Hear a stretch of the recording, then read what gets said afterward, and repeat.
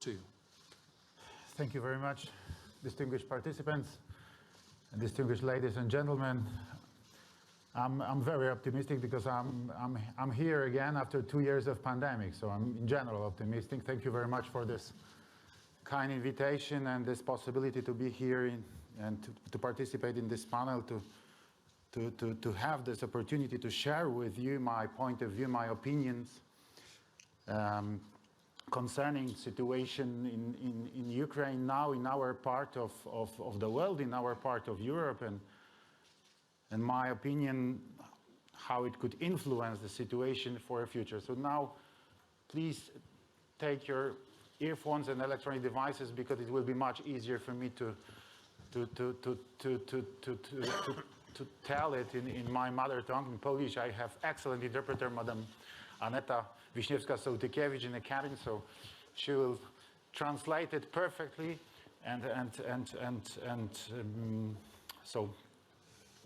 so thank you for coming and thank you for this possibility to be here to say these few words. Szanowni Państwo, tak rzeczywiście. Ladies and gentlemen, yes, indeed. I came back to Kiev exactly in these small hours yesterday morning, and I had that great opportunity and great pleasure that I met Mr. President Volodymyr Zelensky. I can say that we are friends and neighbors. So I had this great pleasure to be invited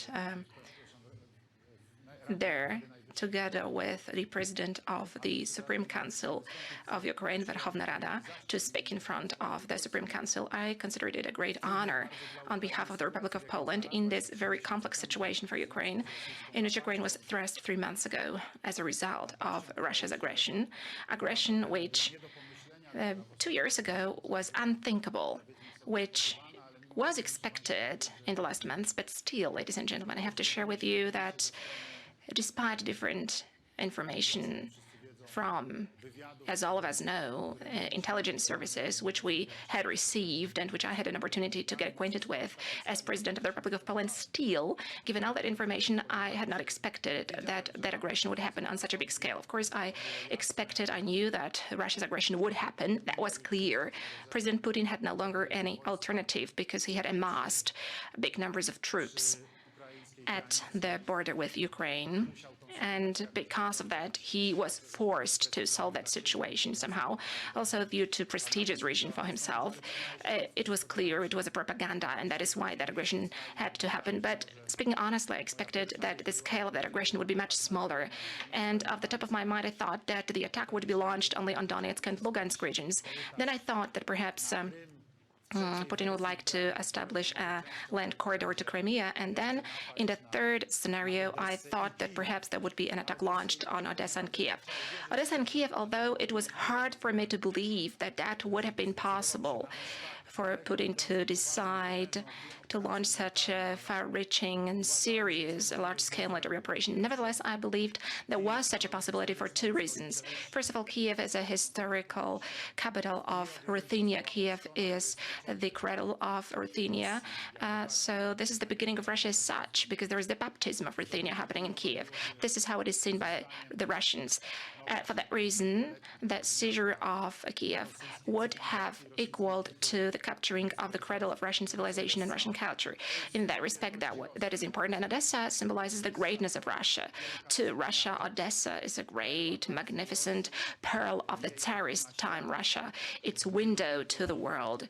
It's a multicultural city, wonderful, a city dripping with wealth back in the Tsarist Russia. It is a synonym of luxuriousness, of modernity. So whenever we say that imperialist tendencies are revived in the head of Vladimir Putin and his team to rebuild it, imperial Russia, then to a large extent we can say it is not just dreams. It is not just coming back mentally to the times of the Soviet Union, where those people were born, where they were raised, and where they lived as KGB agents, as KGB operatives. But today they're also thinking along the lines of the great Tsarist Russia, which was a superpower in the 19th century and in the early 20th century.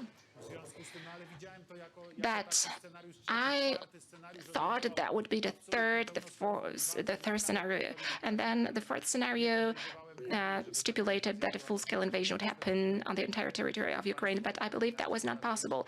Just for one simple reason, Ukraine is twice as big as Poland. Poland is 312,000 square kilometers, and Ukraine more than 620,000 square kilometers.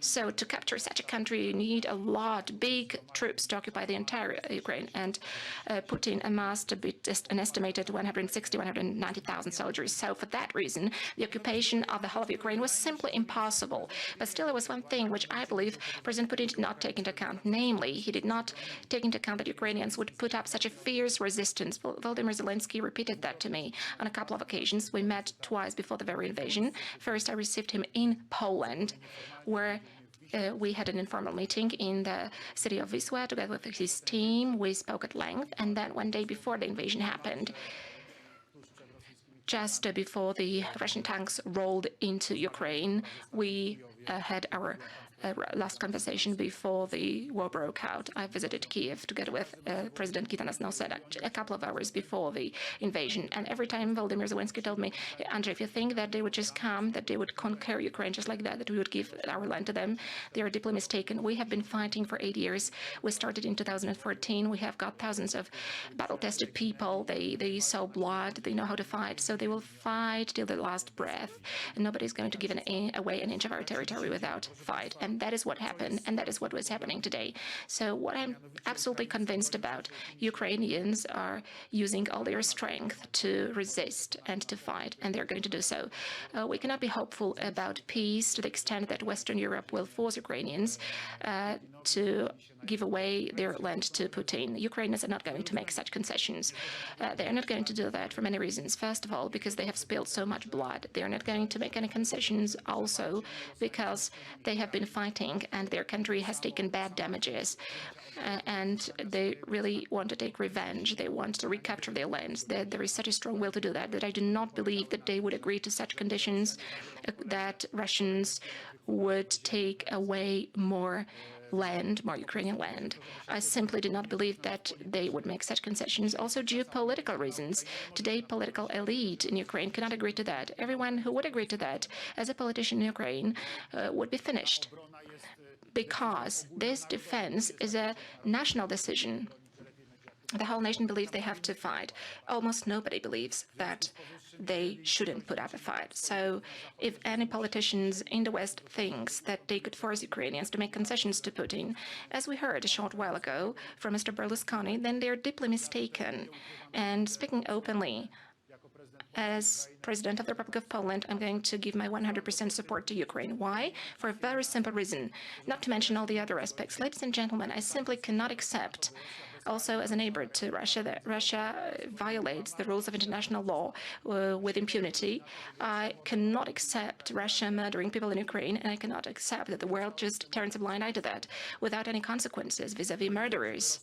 I cannot agree that Russia should not pay war reparations for all the damage it has inflicted on Ukraine, that it is not forced to simply finance the revitalization and the rebuilding of Ukraine. To me, it is obvious that the ones who have waged war in Ukraine, by launching this unprovoked, unjustified attack on Ukraine, without any reason, please believe me, beyond a shade of a doubt, if we listen to Russian propaganda, they are saying there are Nazis in Ukraine. But, well, of course, this is absolutely nonsense. It is a load of rubbish. That was an invasion resulting purely from imperial ambitions of Russia. There was no other reason for launching that invasion. Nobody was waiting for Russia in Ukraine. Nobody was waiting for Russia to come. People wanted to live in a free, independent, and sovereign Ukraine.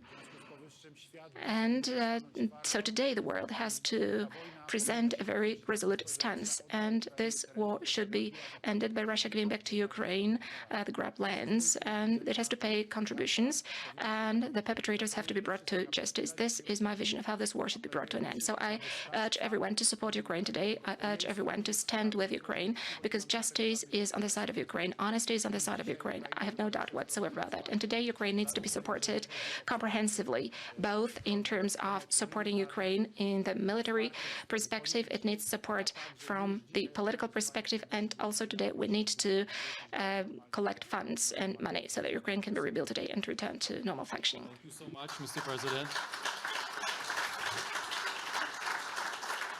Thank you so much for this important message. I'll move to Foreign Minister of Finland, Pekka Haavisto.